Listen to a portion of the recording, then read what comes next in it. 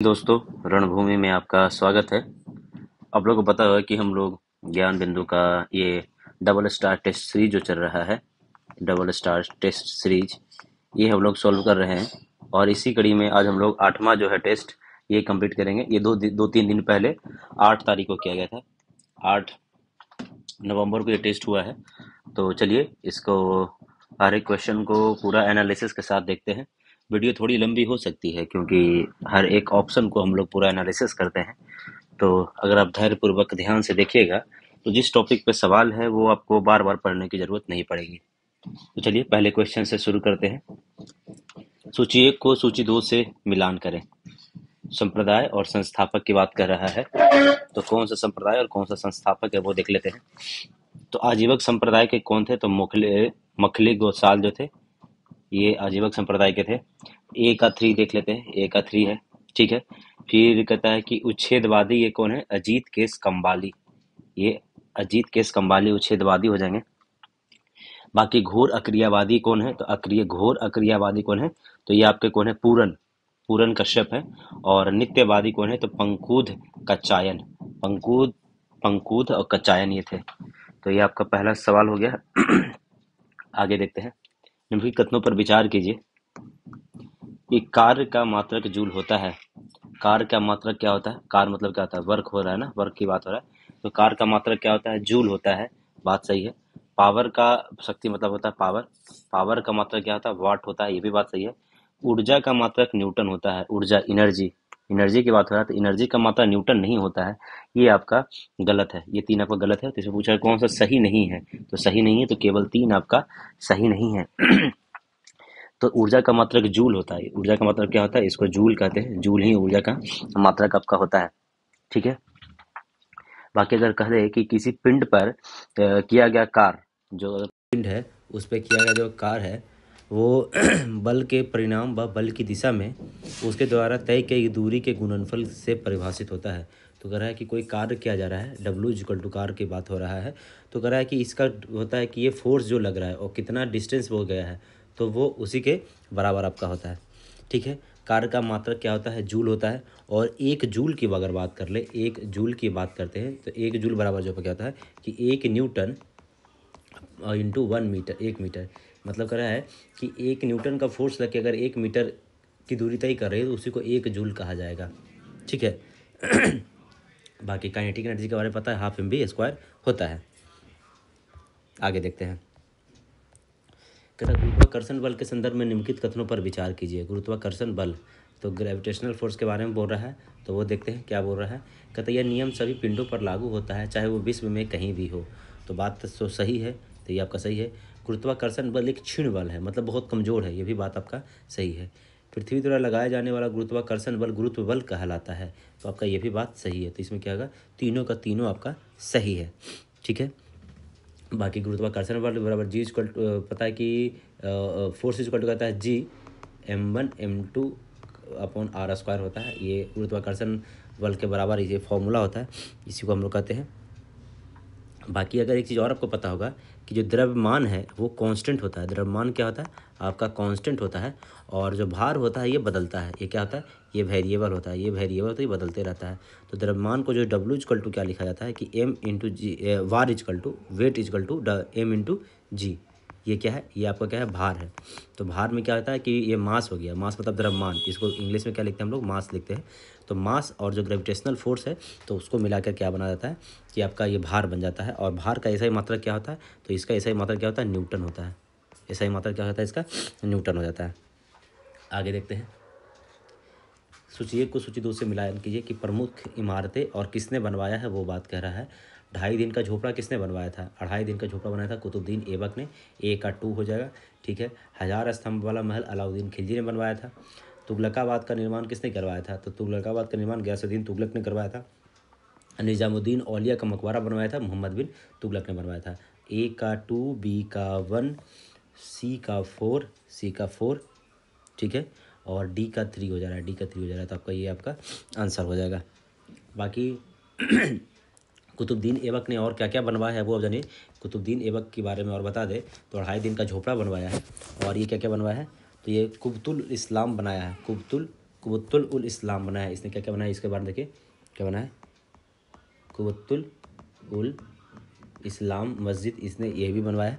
2.5 दिन का झोपड़ा बनवाया। कुतुब मीनार भी इसने बनाया था। क्या बनाया था, कुतुब मीनार है वो भी किसने बनाया, तो कुतुबुद्दीन ऐबक ने कुतुब मीनार बनवाया है। इल्तुतमिश ने क्या बनवाया है, इल्तुतमिश ने अपना मकबरा बनवाया था। बलबन ने बलबन का मकबरा बनवाया है और लाल महल भी बनाया है। अगर बलबन की बात करें तो बलबन ने क्या बनाया था, लाल महल बनाया था।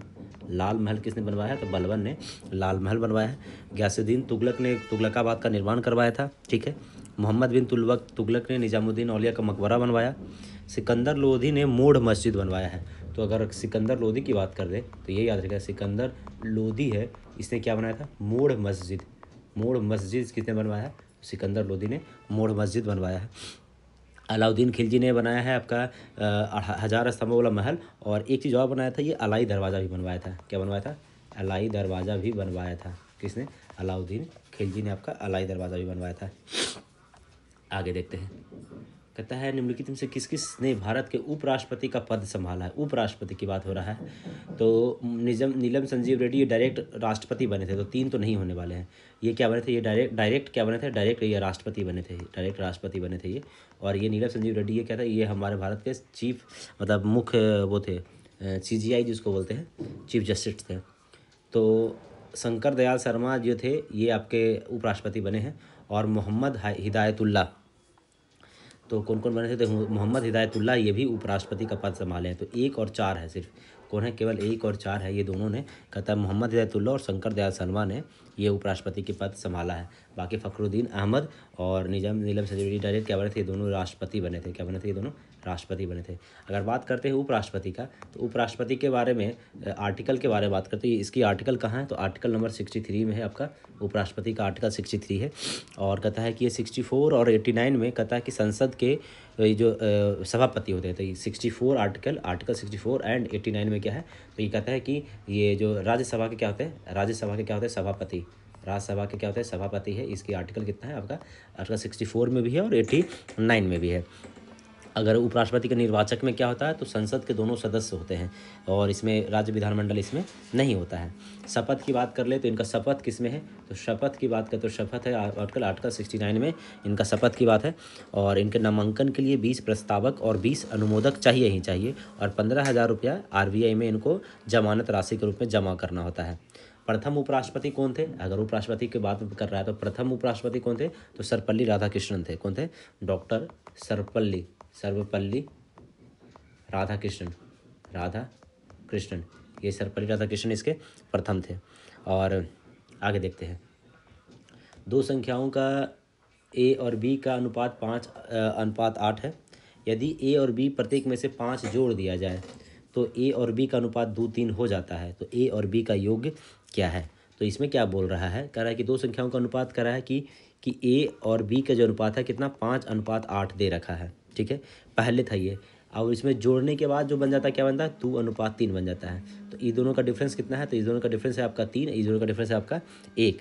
तो अब हमको इसको क्या करना पड़ेगा, संतुलित करना पड़ेगा। तो जब संतुलित करते हैं तो क्या बन जाता है कि जैसे कि अभी इसको इससे मल्टीप्लाई करना होगा और इससे इसको मल्टीप्लाई करना होगा। तो ये संतुलित जब कर देते हैं तो ये 5:8 बनेगा। और ये क्या बन जाएगा, 3 दूनी 6 और 3 तिया 9, ये बन जाएगा। ठीक है, तो ये अनुपात बराबर कर दिए गए हैं। तो इसका डिफरेंस कितना हो जाएगा, 1, इसका भी डिफरेंस है और इसका भी डिफरेंस कितना आ जा रहा है आपका, 1 और 1 डिफरेंस आ जा रहा है। अब यही जो 1 और 1 का डिफरेंस है यही 5 जोड़ने पे आ रहा है। तो ये जो कहते हैं कि 1 और 1 का जो डिफरेंस है यही क्या है, 5 के बराबर है।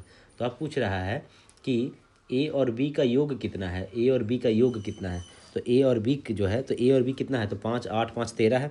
तो 13 में बोल रहा है कि कितना हुआ, तो ये 5 × 13 करना पड़ेगा ना। 1 बराबर 5 है तो 13 बराबर कितना हो जाएगा, 13 से मल्टीप्लाई करना होगा। 13 × 5 = 65, इसका क्या हो जाएगा, आंसर हो जाएगा। समझ गए। देखिए एक बार फिर से, कह रहा है A और B का अनुपात इतना था, ठीक है, लिख दिए। कह रहा है दोनों में 5 जोड़ा जा रहा है। तो अगर हम 5 जोड़ेंगे तो उसका नया अनुपात बनता है 2:3 है। तो 5 अभी जोड़ा जा रहा है, वो अभी रुक जाते हैं। तो अनुपात का डिफरेंस कितना बन रहा था, इसका डिफरेंस 1 है, इसका डिफरेंस कितना था, 3 है। दोनों में 5 जोड़ना था। तो जब क्रॉस मल्टीप्लिकेशन किए तो 5:8 और ये क्या हो जाएगा, 6:9। अब जो डिफरेंस आ रहा है देखिए, 6 में से 5 जाएगा तो 1 और 9 में से 8 गया तो 1। अब ये जो डिफरेंस आ रहा है ये किसके बराबर है, यही आपका डिफरेंस है 5 के बराबर है। और यही 5 का डिफरेंस है। आप कह रहा है ए और बी का योग कितना है, तो ए और बी ऐसे पहले कितना था, 8 5 13 था, और डिफरेंस 5 का हो रहा है, तो 13 5 कितना हो जाएगा, 65 हो जाएगा। Select the most appropriate. A false idea और बिलीफ, इसको फैलेसी कहते हैं। इसको क्या कहते हैं, इसको कहता है फैलेसी कहा जाता है। एट्रोपी का मतलब होता है क्षीणता। एट्रोपी का मतलब क्या होता है, क्षीणता होता है। मतलब क्षीणता मतलब कहता है कि बहुत कम, डिक्रीज इन साइज, बहुत कम होता है। और इसको कहिए कि कोई बीमारी के कारण जो होता है उसको क्षीणता कहा जाता है। एंट्रोपी का मतलब होता है कि लैक ऑफ ऑर्डर। एंट्रोपी मतलब क्या होता है, lack of order. Lack of order को कहता है एंट्रोपी कहा जाता है। फिर कहता है कि अगर रेटिसेंस जो होता है वो कहता है कि अल्पभाषी, इसको कहते हैं कम अल्पभाषी, इसको कहा जाता है, रेटिनेंस को कहा जाता है अल्पभाषी। आगे देखते हैं।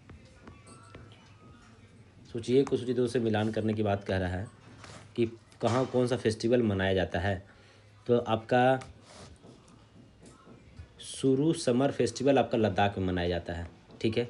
दिव्य कला 26वां दिव्य कला हुआ है आपका पटना में हुआ है, ठीक है। ठीक है, तो सी का 4 हो जाएगा, सी का 4 एक ही में, ठीक है। फिर आपका सुरु समर फेस्टिवल लद्दाख में है। मारतब कहाँ है, ये नागपुर में है। मारतब कहाँ है आपका, नागपुर में है। बहसोली कहाँ है, ये बसोहली आपका जम्मू कश्मीर में है। तो ये आपका ये सवाल है, सी इसका आंसर आ जा रहा है। तो आपको पता है सुरु समर लद्दाख में हो गया, मारतब नागपुर महाराष्ट्र में है। फिर 26वां दिव्य कला कहाँ है, तो वो पटना में है। बसोहली उत्सव जम्मू कश्मीर में है। नुआखाई उत्सव हम लोग मनाते हैं उड़ीसा में। गाई जात्रा नेपाल में। और 27वां सरस आजीविका मेला नई दिल्ली में लगाया गया था, सरस आजीविका मेला। आगे देखते हैं। बिहार सरकार ने जेपी सेनानियों की पेंशन को दुगना कर दिया। हाँ, कर दिया है। कहता है कि बिहार के मुख्य सचिव प्रत्यय अमृत 1 अगस्त 2025 को आधिकारिक रूप से कार्यभार ग्रहण करेंगे। 1 अगस्त नहीं है बल्कि 1 सितंबर से कार्यभार ग्रहण करने वाले हैं। एशिया अंडर रग्बी चैंपियनशिप में भारतीय महिलाओं ने स्वर्ण पदक नहीं जीता है। इन्होंने कहता है कि ये लोग क्या जीते, तो ये कांस्य पदक जीतने वाले हैं। क्या जीते, ये कांस्य पदक जीते हैं। तो आपका ये भी गलत हो गया, ये भी गलत हो गया। सत्य कथन केवल एक है, सत्य कथन केवल एक है। तो अब इसके बारे में कहा कि जो जेपी सेनानी हैं, अगर वो 6 महीना से कम रहे हैं, 6 महीना से कम जेल में रहे थे, तो उनका सैलरी जो 7500 रुपया था उसको बढ़ा के कितना कर दिया गया, 15,000 कर दिया गया है। और अगर 6 महीना से ज़्यादा से ज़्यादा जेल में रहे हैं, 6 महीने से ज़्यादा जेल में रहे हैं, तो उनको पहले 15,000 दिया जा रहा था, उसको बढ़ा के कितना कर दिया गया है, 30,000 कर दिया गया है, ठीक है। ये तो पहला चीज़ हो गया। और कहता है कि अगर ये रग्बी की बात कर ले, ये इनको तो पता है 1 सितंबर से हुआ था। अगर एशिया रग्बी अंडर 20 चैंपियनशिप कहाँ हुआ, तो ये राजगीर में किया गया था। कहाँ किया गया था, राजगीर में आयोजित किया गया है। और इसमें जो कहता है कि अगर महिला की बात कर ले, तो महिला ने कहता है कि कांस्य पदक जीता। और कांस्य पदक जीता किसको हरा के, तो कहता है उज्बेकिस्तान को हरा के, उज्बेकिस्तान को हरा कर कांस्य पदक जीता है। ये उज्बेकिस्तान को हरा कर कांस्य पदक जीता है। और स्वर्ण पदक कौन जीता, चीन स्वर्ण पदक जीता है। और महिला की अगर बात कर लेते हैं, महिला में तो कहता है कि गोल्ड कौन जीता है, तो चीन जीता है, गोल्ड जीता है, चीन जीता है। सिल्वर कौन जीता है, तो सिल्वर हांगकांग जीता है। सिल्वर कौन जीता है, तो हांगकांग जीता है, सिल्वर जीता है। और ब्रॉन्ज अपना इंडिया जीता है। ब्रॉन्ज कौन जीता है, इंडिया ब्रॉन्ज जीता है, ठीक है। सूची 1 को सूची 2 से मिलान कीजिए, ये वाली बात आ गया भैया। तो ये देख लेते हैं क्या किससे किससे क्या मिलने वाला है। तो चलिए इसको देखते हैं। कहता है कि भारतीय पुरातत्व सर्वेक्षण, ठीक है, वस्त्र अनुसंधान संस्थान, ये आपका अहमदाबाद गुजरात में है। तो बी का 3 दिख गया हमको, बी का क्या होना चाहिए, 3 दिखना चाहिए, यहाँ पे आ गया। फिर कहता है भारतीय पुरातत्व सर्वेक्षण का है, नई दिल्ली में है, आपका ये भी दिख गया। कहता है राष्ट्रीय वनस्पति अनुसंधान, वनस्पति की बात हो रहा है, तो वनस्पति कहाँ, ये चेन्नई में हो जाएगा। तो सी का क्या हो जाएगा, सी का 2 हो जाएगा। सी का क्या हो जाएगा, नहीं, वनस्पति अनुसंधान आपका ये वहाँ पे है। वनस्पति अनुसंधान जो है आपका कहाँ है, लखनऊ में है। और लेदर रिसर्च कहाँ है, आपका चेन्नई में है। लेदर रिसर्च कहाँ है, आपका चेन्नई में है। तो आपका आएगा सी का 4 हो जाएगा और डी का 2 हो जाएगा। आपका आंसर क्या आ जाएगा, डी आ जाएगा।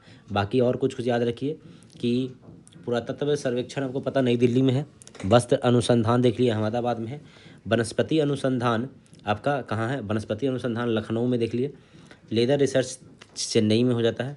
नेशनल डेयरी रिसर्च की बात करें तो करनाल हरियाणा में है। डेयरी रिसर्च कहाँ है, करनाल हरियाणा में है। कैंसर अनुसंधान कहाँ है, तो मुंबई में है। फिर कहता है कि national institute of virology Pune में है। मौसम विज्ञान वेधशाला कहाँ है, तो नई दिल्ली में है। भारतीय मौसम विज्ञान वेधशाला नई दिल्ली में है। कृषि अनुसंधान भी नई दिल्ली में है। गन्ना प्रजनन संस्थान कहाँ है? कोयम्बटूर तमिलनाडु में है गन्ना प्रजनन। और अगर गन्ना अनुसंधान की बात कर लेंगे तो कानपुर में है। देखिए ये याद रखिएगा कि अगर गन्ना अनुसंधान की बात करता है, अनुसंधान की बात करता है तो गन्ना अनुसंधान कहाँ है? तो ये आपका कानपुर में है। कहाँ है? कानपुर में। लेकिन गन्ना प्रजनन की बात कर लेता है, क्या कहता है? गन्ना प्रजनन केंद्र की बात करता है तो ये कोयम्बटूर कहाँ है? तमिलनाडु में। कहाँ है? कोयम्बटूर तमिलनाडु में। ठीक है। चावल अनुसंधान कटक उड़ीसा में है। आलू कहाँ है? शिमला हिमाचल प्रदेश में है। और केंद्रीय वन अनुसंधान देहरादून उत्तराखंड में है। शांति काल में सर्वोच्च वीरता पुरस्कार कौन सा है? शांति काल की बात कर रहा था, सर्वोच्च वीरता कौन है? अशोक चक्र को सर्वोच्च वीरता पुरस्कार कहा जाता है। ठीक है। और कहता है अशोक चक्र पाने वाले पहले भारतीय कौन थे? अगर कहते हैं कि पहले भारतीय की बात कर लेते हैं, अशोक चक्र पाने वाला पहले भारतीय कौन थे, तो उनका नाम क्या था? तो बचित्तर सिंह थे। कौन थे? हवलदार बचित्तर सिंह। हवलदार बचित्तर सिंह इनका नाम था। ये पहले भारतीय यही थे जिनको 1952 में दिया गया था। कब दिया गया था? 1952 में दिया गया था। अगर महिला की बात कर दे तो ये महिला की कहते हैं, पहली महिला की बात कर दे तो इसमें कौन थे? नीरजा भनोट थी। जो नीरजा नीरजा भनोट थी। इनको 1987 में मरणोपरांत दिया गया था। नीरजा भनोट को दिया गया था। कहता है निम्नलिखित पर विचार कीजिए। विचार करने की बात कर रहा है भैया। देखिए कहता है कि स्टिग्मा, ओवरी, स्टाइल और सोमैटिक सेल। ठीक है, 4 दिया। पूछ कह रहा है कि कौन सा स्त्री के सर पिस्टल के भाग है? तो पिस्टल के भाग में आपका स्टिग्मा है। स्त्री में स्टाइल भी होता है, ओवरी भी होता है, सोमैटिक सेल नहीं होता है। ये आपका गलत है। 1 2 3 खाली होना चाहिए। 1 2 3 इसका आंसर क्या हो जाएगा? सी हो जाएगा। तो कहता है कि जो गाइनोसिज्म जो होता है वो पुष्प के मादा जनन अंग का प्रतिनिधित्व करता है। ठीक है। आगे जो इसमें जो है बाकी, अगर स्त्री केसर के 3 भाग होते हैं। स्त्री जो केसर है, जो स्त्री केसर है, इसके 3 भाग होते हैं। वर्तिकाग्र होता है, वर्तिका होता है और अंडाशय होता है। वो तीनों जो होता है इसी का होता है। वर्तिकाग्र क्या है? जो वर्तिकाग्र है वो कहता है पराग कण के वितरण मंच का काम करता है। जो ये वर्तिकाग्र जो है, वर्तिकाग्र है, ये कहता है पराग कण के वितरण का काम कौन करता है? तो ये वर्तिकाग्र, जिसको स्टिग्मा कहते हैं, वो वितरण का काम करता है। बाकी वर्तिका जो स्टाइल है वो कहता है कि दीर्घकृत पतला भाग है जो वर्तिका के नीचे होता है। तो वर्तिकाग्र के नीचे होता है। तो ये बहुत पतला भाग है। ये क्या है? ये बहुत पतला भाग है। पतला भाग है ये वर्तिकाग्र। और ओवरी जो अंडाशय होता है, कहता है स्त्री केसर के आधार पर ये उभरा हुआ होता है। ऐसे उभरा हुआ भाग होता है, ये अंडाशय होता है। आगे देखते हैं। कहता है निम्न नाभिकीय क्षय में उत्सर्जित कणों का क्रम क्या है? कहता है नाभिकीय क्षय में। तो जो कहता है कि अगर इसकी बात कर दे तो अगर हम पहले देखिए कि पहले अल्फ़ा का जो बात हो रहा है, अल्फ़ा में क्या होता है कि अल्फ़ा का उत्सर्जन करता है तो परमाणु संख्या जो होता है वो 2 इकाई घटता है। अगर अल्फ़ा का उत्सर्जन होता है, जो परमाणु संख्या है, क्या है? परमाणु संख्या जो है वो कितना होता है? 2 इकाई क्या होता है? कम होता है। अल्फ़ा में क्या होता है? 2 इकाई कम होता है। तो 2 इकाई कहाँ पे कम हो रहा है? देखिए तो कहीं पे है परमाणु संख्या, जिसको हम लोग जेड से बोलते हैं। परमाणु संख्या मतलब क्या होता है? जेड होता है। वो 2 इकाई कम हो रहा है। तो यहाँ पे था, यहाँ से 1 इकाई कम हुआ, 1 इकाई और यहाँ पे हुआ। तो सेकेंड स्टेप में हो रहा है आपका, सेकेंड स्टेप में आपका +1 से -1 गया ना। तो यहाँ पे क्या -2 हुआ तब तो हुआ। तो बीच में अल्फ़ा हो रहा है, बीच में अल्फ़ा एक ही जगह पे है। ठीक है, आगे देखिए। कहता है कि और द्रव्यमान संख्या 4 इकाई घटता है। द्रव्यमान संख्या कितना होता है? ये 4 इकाई घटता है, -4 इकाई यहाँ पे भी घटता है।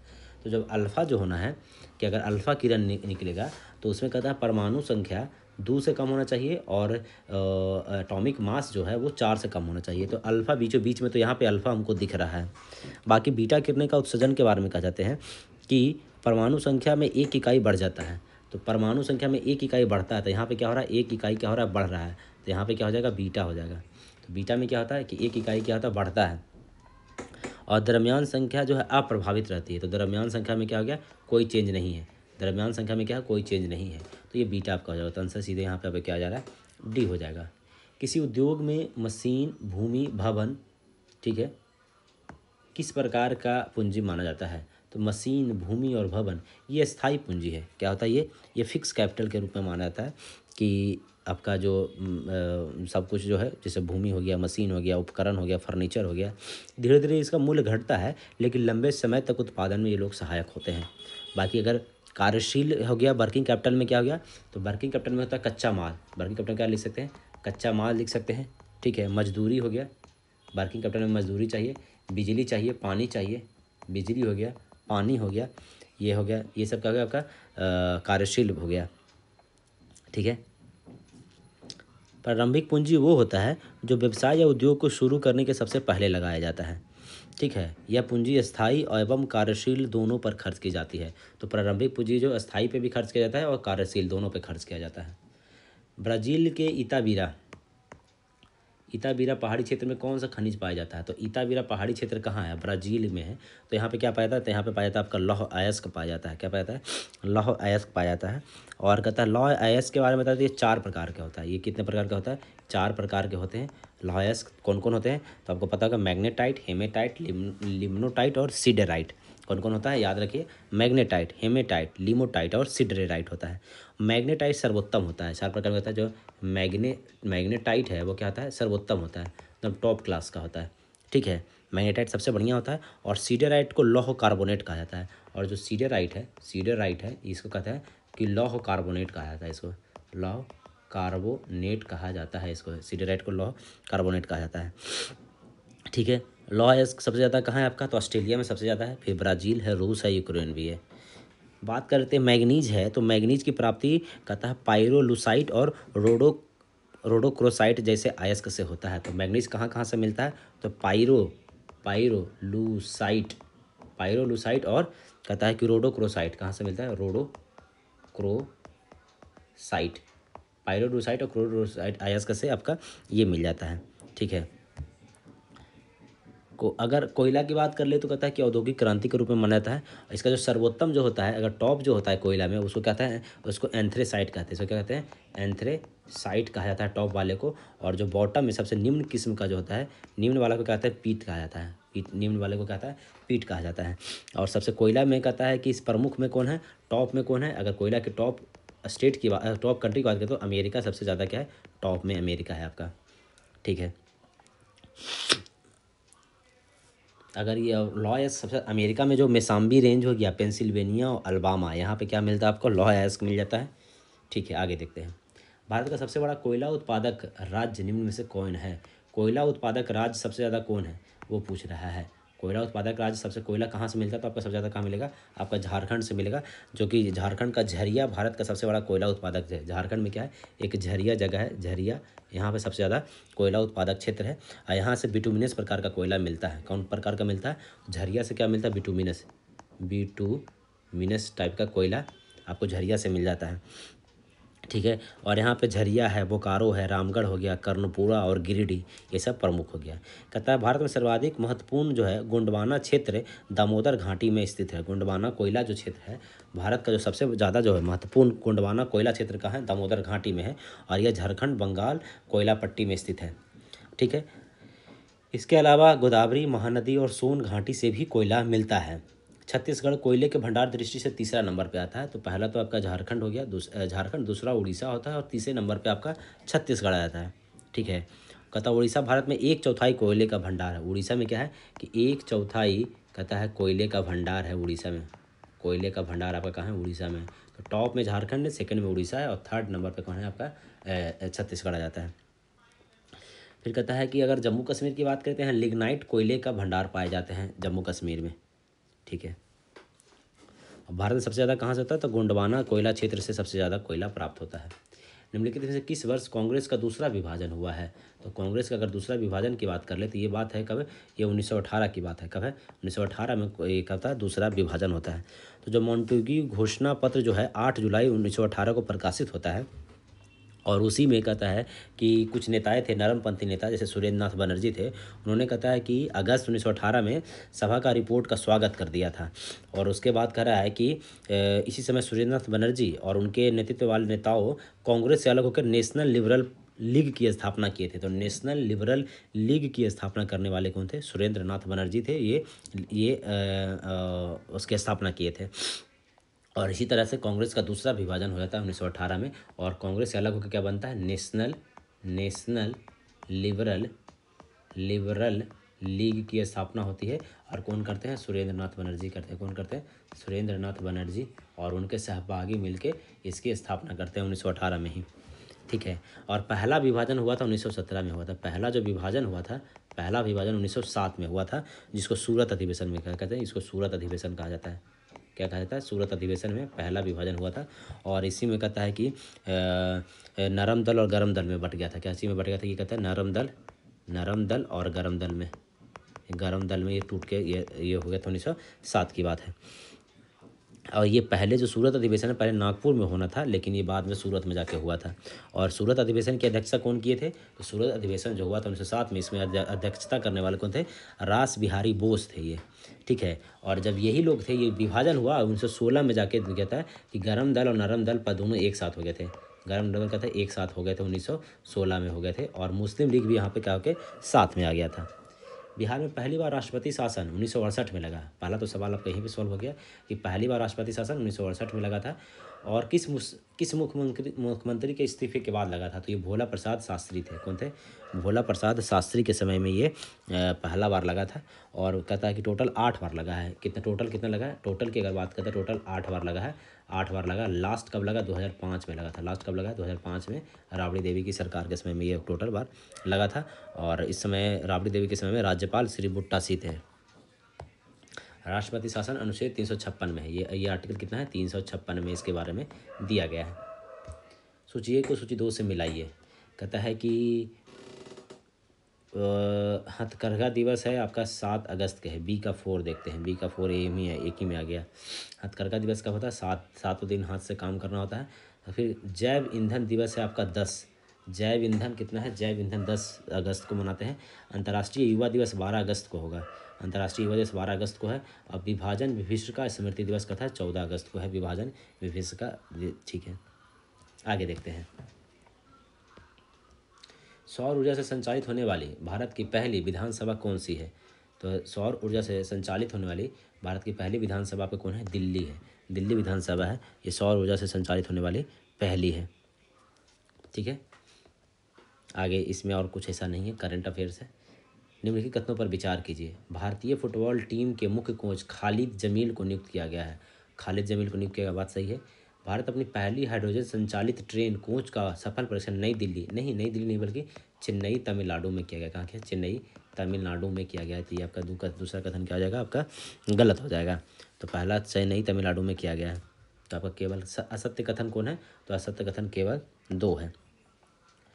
संविधान सभा बिहार से निर्वाचित उन सदस्यों की पहचान करें जो भारत के अंतरिम मंत्रिमंडल 1946 में और स्वतंत्र भारत के पहले मंत्रिमंडल में भी शामिल थे। तो दोनों में कौन कौन थे? तो सच्चिदानंद सिन्हा जी तो थे, लेकिन स्वतंत्र भारत के मंत्रिमंडल में नहीं थे। जगजीवन राम तो दोनों टाइम में थे। अनुग्रह नारायण शुरुआत में नहीं थे, बाद में थे। तो डॉक्टर राजेंद्र प्रसाद और जगजीवन राम ये थे। ये कौन थे? डॉक्टर राजेंद्र प्रसाद और जगजीवन राम। ये पहले अंतरिम मंत्रिमंडल में ये खाद्य और कृषि मंत्री थे। जब ये अंतरिम मंत्रिमंडल बना था, ये अंतरिम मंत्रिमंडल था, इसमें क्या थे? तो खाद्य और कृषि मंत्री थे और बाद में प्रथम राष्ट्रपति बने। जगजीवन राम शुरू में भी और अंतिम में भी दोनों में श्रम मंत्री थे। ये क्या थे? ये श्रम मंत्री आपके, ये दोनों में श्रम मंत्री थे। सच्चिदानंद सिन्हा के बारे में क्या थे कि ये अस्थाई क्या थे? वो थे अध्यक्ष थे। अस्थाई अध्यक्ष बने थे, सच्चिदानंद सिन्हा थे, ठीक है। लेकिन बाद में इनको जोड़ा नहीं गया। अनुग्रह नारायण सिन्हा और श्री कृष्ण सिन्हा ये लोग क्या थे? ये बिहार के अच्छे नेता रहे हैं, लेकिन कोई सदस्य नहीं थे। संविधान सभा की अगर बात कर दिया जाए, संविधान सभा के बारे में अगर कुछ आपको बता देते हैं तो बताइए इसमें बिहार से कुल कितने लोग थे? तो बिहार से कितने थे? तो बिहार से 36 लोग थे। कितने थे? बिहार से 36 लोग थे। पहली बैठक जो है 9 दिसंबर 1946 को हुआ था, ये आपको पता होगा। और डॉक्टर राजेंद्र प्रसाद इसके प्रथम अस्थायी अध्यक्ष बने थे। त्रुटि की पहचान कीजिए। मुझे कल 2 किलो लीची खरीदने हैं। खरीदने हैं नहीं होगा, खरीदनी होगा। ये कहता है कि ये गलत है, सी आपका गलत है। लीची क्या है? लीची स्त्रीलिंग है। क्या है? ये स्त्रीलिंग है। तो इसके लिए यहाँ पे क्या हो जाएगा? खरीदनी है। क्या होगा? खरीदनी है, खरीदनी है होगा। विषम का चुनाव कीजिए। ये मिरर इमेज है, ये भी मिरर इमेज है, ये मिरर इमेज नहीं है, ये गलत होगा। सी आपका आंसर हो जाएगा। सी मतलब ए आंसर हो जाएगा। मिरर इमेज देखना, ये सभी मिरर इमेज है, बल्कि ये मिरर इमेज नहीं है। बिहार में विंध्यन चट्टानें कहाँ पाई जाती है? तो विंध्यन चट्टानें कहाँ पाई जाती है? तो दक्षिण पश्चिम में। कहाँ पाया जाता है ये? तो आपका दक्षिण पश्चिम में पाया जाता है। तो अगर हम बिहार का नक्शा बना दें, अब वो देखिए ये ऐसा कुछ है बिहार का नक्शा। देखिए ऐसा ही कुछ है बिहार का नक्शा। तो कह रहा है कि ये कॉर्नर में क्या पाया जाता है, ये कॉर्नर में पाया था आपका विंध्यन क्रम की चट्टानें पाई जाती है, विंध्यन क्रम की चट्टानें पाई जाती है। अगर कुछ और बता दें, विंध्यन क्रम की जो चट्टानें हैं वो प्री कैम्बियन युग का है। कहाँ का? प्री कैम्बियन युग का है, विंध्यन क्रम की चट्टानें हैं। और ये है कैमूर और रोहतास में पाया जाता है। यहाँ पे क्या है, कैमूर और रोहतास है, दो डिस्ट्रिक्ट वहाँ पे ज़्यादा पाया जाता है। ठीक है, और ये दूसरा प्राचीन क्षेत्र है। सबसे प्राचीन की बात, ये सेकंड प्राचीन है। क्या है? सेकंड प्राचीन है। अगर फर्स्ट प्राचीन की बात करें तो धारवाड़ हो जाता है। फर्स्ट प्राचीन में क्या है? धारवाड़ है, और धारवाड़ आपका यहाँ पाया जाता है। इसमें क्या है? धारवाड़ है। ये भी प्री कैम्बियन युग का ही है। ये मुंगेर, जमुई, नवादा, गया, राजगीर, ये सब में धारवाड़ क्रम की चट्टानें हैं। ये बिहार के सबसे प्राचीन पहाड़ी क्षेत्र है, धारवाड़ क्रम। दूसरा में विंध्यन आ गया। फिर तीसरा में यहाँ पे टर्सियरी हो जाता है। यहाँ पे क्या है? टर्सियरी है। टर्सियरी का है आपका हिमालयन क्षेत्र में। और टर्सियरी का कहता है किसको? प्लीटोस्टीन काल में बना था। कब बना था? प्लीटोस्टीन काल में बनाया गया था। ठीक है, ये पश्चिम चंपारण में सबसे ज़्यादा है। यहाँ पे पश्चिम चंपारण में सबसे ज़्यादा है। फिर कहता है क्वाटरनरी, बीच में जो हो गया इसको कहते हैं क्वाटरनरी। कहते हैं क्वाटरनरी कहा जाता है ये। और ये कहता है ये प्लीटोस्टीन और होलोसीन में बनता है। ये कब बना है? कहता है प्लीटोस्टीन और होलोसीन में, एंड होलोसीन काल में ये दोनों, ये इसका बना है। ठीक है, बिहार में कह रहा है किस पाल शासक बौद्ध भिक्षु अतीसा के नेतृत्व में एक धर्म प्रचारक मंडल को तिब्बत भेजा था? पाल शासक कौन था जो अतीसा का? तो ये महिपाल प्रथम थे। कौन थे? ये महिपाल प्रथम थे। ये था अतीसा के नेतृत्व में एक धर्म प्रचारक मंडल को तिब्बत भेजे थे। ठीक है, और महिपाल प्रथम के काल में ही चोल शासक राजेंद्र चोल ने बंगाल पर आक्रमण करके इसे पराजित किया था। तो ये महिपाल प्रथम ही कौन कहता है? कौन था? राजेंद्र चोल ने आक्रमण किया था, ने बंगाल पर आक्रमण किया था। बंगाल पर आक्रमण किया था किसने? महिपाल के समय में ही बंगाल पर आक्रमण किया था। राजेंद्र चोल की बात हो रही है। पाल वंश की स्थापना कब हुई थी? 1750 में गोपाल ने की थी। तो पाल वंश की कितने की थी? 1750 में किसने किया था? पाल वंश की स्थापना 1750 में गोपाल ने किया था। गोपाल बौद्ध धर्म के अनुयायी थे, और ओदंतपुरी मठ का निर्माण भी गोपाल ने करवाया था। फिर बात आता है धर्मपाल। तो धर्मपाल ने कहता विक्रमशिला भागलपुर में और सोमपुर महाविहार बांग्लादेश में स्थापना किए थे। धर्मपाल ने क्या क्या किया था? एक तो विक्रमशिला बनवाए थे, और एक क्या बने थे? सोमपुर। क्या बने थे? सोमपुर, जो कहाँ? ये बांग्लादेश में है। कहाँ? ये बांग्लादेश में है सोमपुर। तो यहाँ ये दोनों का निर्माण इन्होंने करवाया था। फिर जो धर्मपाल हैं वो त्रिपक्षीय संघर्ष में भाग लेकर कन्नौज के शासक इंदिरायुध को पराजित कर चक्रायुध को कन्नौज की गद्दी पर बैठाए थे। तो इसका था त्रिपक्षीय संघर्ष में भाग लेने वाले कौन थे? तो त्रिपक्षीय संघर्ष में भाग लेने वाले धर्मपाल थे। धर्मपाल के जो पुत्र वो फिर देवपाल बने, और देवपाल के शासन में कथा है कि सुलेमान आया था। देवपाल के शासन कौन था? सुलेमान आया था। कौन आया था? सुलेमान। ये कहाँ के? अरबी है, ये अरबी था। ये सुलेमान आया था देवपाल के समय में। सुलेमान आया था। देवपाल ने अपनी राजधानी क्या बनाया था? तो राजधानी कहाँ बनाए थे ये? तो राजधानी देवपाल बनाए थे, मुंगेर को राजधानी अपना बनाया था। किसको बनाए थे? मुंगेर को अपना राजधानी बनाए थे। धर्मपाल है ये उत्तरापथ स्वामी और परम सौगात के भी इनको कहा गया है। इनको क्या कहा गया? उत्तरापथ स्वामी और परम सौगात भी इनको कहा गया है। और कहता है कि एगो शैलेंद्र शासक ने कहता है देवपाल से नालंदा में एक बिहार बनवाने के लिए 5 गांवों के राजस्व देने का अनुरोध किया था, और देवपाल ने स्वीकार किया था। तो जब ये देवपाल था तो कहता है कि श्रीलंका के एक शासक थे जिसका नाम था शैलेंद्र था, वो कहता है नालंदा में एक बिहार बनवाने के लिए 5 गाँव मांग किया था, तो वो ये दे भी दिए थे। कथन कहता बिहार पुलिस मुख्यालय ने ऑपरेशन नया सवेरा शुरू किया है। बात सही है। इसका उद्देश्य नाबालिगों को मानव तस्करी से बचाव और पुनर्निवास करने को सुनिश्चित करना है। तो आपका दोनों कथन सही भी है और सही व्याख्या भी है। तो कहता है कि जो ये ऑपरेशन क्या है, ऑपरेशन का नाम क्या है? ऑपरेशन नया सवेरा किसने शुरू किया? तो बिहार पुलिस ने किया है, और नाबालिग बच्चों को मानव तस्करी से रोकने के लिए किया गया है। क्रेब्स चक्र का एक महत्वपूर्ण घटक जो एटीपी संश्लेषित करता है, तो क्रेब्स चक्र में एक एटीपी को संश्लेषित करने वाला कौन है? एनएडीएच है। कौन है? तो क्रेब्स चक्र में संश्लेषित करने वाला कौन है? एनएडीएच है। ठीक है, जो कि एटीपी को बनाता है। कहता एटीपी का संश्लेषण माइक्रोकॉन्ड्रिया में पायरुविक अम्ल से क्रेब्स चक्र के उपरांत होता है। पायरुविक अम्ल से होता है। ठीक है, माइटोकॉन्ड्रिया ईंधन के रूप में पायरुवेट और फैटी एसिड दोनों का उपयोग करते हैं। किसको किसको करते हैं? पायरुवेट का भी और फैटी एसिड दोनों का ही उपयोग करते हैं। ठीक है, श्वसन की प्रक्रिया में ऑक्सीजन की आवश्यकता होती है। हाँ, बात सही है। बिना ऑक्सीजन के कैसे श्वसन होगा? ऑक्सीजन शरीर में ऊर्जा उत्पादन के लिए ग्लूकोज को तोड़ने में सहायक होता है। तो दोनों का दोनों आपका कथन सही है, और इसका सही कारण भी है। ठीक है, श्वसन की बात हो रहा है तो इसमें बात सही है। अम्ल और क्षारक के संदर्भ में निम्नलिखित कथनों पर विचार कीजिए। कहता है अम्ल का स्वाद कड़वा और क्षारक का स्वाद खट्टा होता है, ये गलत है। अम्ल का स्वाद जो होता है वो खट्टा होता है। अम्ल मतलब क्या होता है आपको पता है? अम्ल मतलब एसिड की बात हो रही है, एसिड खट्टा होता है। और क्षारक क्या होता है? क्षारक जो होता है, बेस जो होता है वो कड़वा होता है। बेस क्या होता है आपका? कड़वा होता है। तो आपका ये गलत हो गया। अम्ल है एसिड नीले लिटमस को लाल करता है, जबकि क्षारक लाल लिटमस को नीला कर देता है, ये बात सही है। अम्ल और क्षारक दोनों विद्युत के सुचालक होते हैं, ये भी गलत है। सुचालक नहीं बल्कि क्या होते हैं? कुचालक होते हैं। जब पानी में डालेंगे तब ये हो जाएगा। तो कहता कौन सा सत्य है? तो केवल 2 सही है इसमें। कौन सा है? केवल 2 आपका सही है। ठीक है, कहता है कि अगर ये जब अम्ल और क्षारक दोनों अगर जलीय विलयन में होंगे तब अपना चालक बन जाते हैं। किसे स्वर्ण रेखा के नाम से जाना जाता है? स्वर्ण रेखा के नाम से जूट को जाना जाता है। किसको? जूट को स्वर्ण रेखा के नाम से जाना जाता है। जूट में प्रमुख उत्पादक राज्य कौन है? सबसे ज़्यादा कहाँ होता है जूट? होता है आपका सबसे ज़्यादा पश्चिम बंगाल में होता है, असम में होता है, फिर बिहार में भी होता है। जूट उत्पादन में पश्चिम बंगाल सबसे टॉप में है, सेकेंड नंबर पे बिहार आता है। जूट उत्पादन में से फर्स्ट कौन है? तो कहता है वेस्ट बंगाल है, फर्स्ट है वेस्ट बंगाल फर्स्ट में। और सेकेंड कौन है? सेकेंड आपका हमारा अपना बिहार है, सेकेंड नंबर पे आ जाता है। और टॉप कहता है कि विश्व में सबसे बड़ा जूट उत्पादक ये है। अगर विश्व की बात कर लेते हैं तो विश्व में टॉप पे कौन है? टॉप पे कौन है? आपका इंडिया है। विश्व में टॉप पे कौन है? आपका इंडिया है, सबसे ज़्यादा आपका होता है। भारत में संविधान का अनुच्छेद 371 के बी निम्नलिखित में से किस राज्य के विशेष उपबंध है? तो होता है कि नाग सममणि के लिए। तो नाग सममणि मतलब आसाम के लिए हो जाएगा। किसके लिए हो जाएगा? तो कहता है कि ये कथा अनुच्छेद में कहता है कि किसका विशेष उपबंध करता है? तो कहता है कि आसाम के लिए विशेष उपबंध करता है। कहता है 371 का भी कहता है ये जोड़ा गया कब? 22वां संशोधन 1969 में। कब किया गया? 22वां संशोधन 1969 के माध्यम से इसको शामिल किया गया है। यह जनजातीय क्षेत्रों के हितों की रक्षा और विकास के लिए बनाया गया था। यह राष्ट्रपति को अधिकार देता है यह अनुच्छेद कि वह असम की विधानसभा के लिए एक समिति का गठन करे। ठीक है, बाकी आपको पता है कि 371 की अगर बात कर ले तो 371 में किसका है? 371 में महाराष्ट्र और गोवा का है। महाराष्ट्र एंड गुजरात का है। फिर 371 के ए में अगर बात कर ले तो ए में क्या है? ए में नागालैंड है। ए में क्या है? नागालैंड है। बी में आपका तो आसाम पता चल ही गया है, आसाम। नाग साम मणि के लिए सी में क्या हो जाएगा? मणिपुर हो जाएगा। सी में क्या हो जाएगा? मणिपुर हो जाएगा।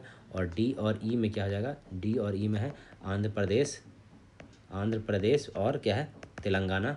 और ये यूनिवर्सिटी जो है आंध्र प्रदेश यूनिवर्सिटी जो है उसकी भी बात इसी में है। कहता डी ई हो जाएगा। एफ में कहता अनाग समनी के लिए अंधे विश्वविद्यालय कहता सिक्के जोड़कर। एफ में क्या जाएगा? सिक्के जोड़कर कहता है अरुण। फिर कहता है कि फिर जी कहता है कि सिक्के जोड़कर, मिजोरम में जोड़कर हो जाएगा। बताते हैं इसका ट्रिक बताते हैं। जोड़कर और फिर अरुण गोवा गया है। एच में क्या हो जाएगा? अरुण हो जाएगा। और आई में क्या हो जाएगा? गोवा हो जाएगा। और फिर जे में क्या? कर्नाटक हैदराबाद है। इसका एक ट्रिक है जो कहता है कि नाग सम मणि के लिए, यह नाग सम मणि के लिए अंधा विश्वविद्यालय में सिक्के जोड़कर अरुण गोवा गया। नाग से आपका नागालैंड, सम से आसाम, म से मणिपुर, अंधा से आंध्र प्रदेश विश्वविद्यालय। फिर कहता सिक्के से सिक्किम, जोड़ से मिजोरम, अरुण हो गया, गोवा से गोवा, कर्नाटक गया। ये एक ट्रिक था, ये आप याद रख सकते हैं। ग्राम न्यायालय के संदर्भ में निम्नलिखित कथनों पर विचार कीजिए। ग्राम न्यायालय की बात कह रहा है। कहता ग्राम न्यायालय का प्रथम श्रेणी में दंडाधिकारी की अदालत होती है, ये बात सही है।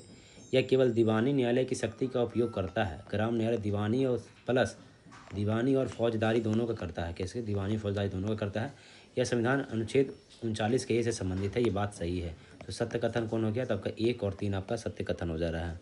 ठीक है, तो कहता है कि भारतीय विधि आयोग ने अपनी 114वीं रिपोर्ट में कहता है कि विधि आयोग की कितनी कौन सी रिपोर्ट?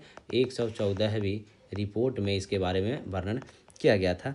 और ये कहता है कि ग्राम न्यायालय विधेयक 2008 में पारित हुआ। ये कब पारित हुआ? तो 2008 में ये पारित हुआ है। ग्राम न्यायालय विधेयक 2008 में पारित हुआ था।